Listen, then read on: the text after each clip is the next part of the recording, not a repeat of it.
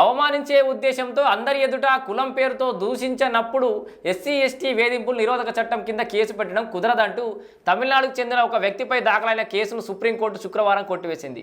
ఆ చట్టంలోని section 3(1)(r), section 3(1)(s) ప్రకారం ఎస్సీ ఎస్టీ వర్గాలకు చెందిన వ్యక్తులను అవమానించడమే లక్ష్యంగా అందరి ముందు కావాలని దూషిస్తేనే దాన్ని బహిరంగంగా జరిగిన సంఘటనగా భావించాలని. సో ఏం జరుగుతుంది, ఏదో జాగ పంచాయతీ ఉంటే కూడా పోలీసులు కూడా సివిల్ మ్యాటర్లో ఎంటర్ అయ్యి చాలామంది దాన్ని క్రిమినల్ నేచర్ తీసుకొస్తారు. ఏం చేస్తారంటే కొన్ని ఏమో వాళ్ళు సాల్వ్ చేయని, వాళ్ళకి నచ్చంది, వాళ్ళ దాకా ఓని విషయాలు ఏమైనా ఉంటేనేమో ఇది సివిల్ నేచర్ ఉందని ఆ కేసును క్లోజ్ చేసేస్తారు.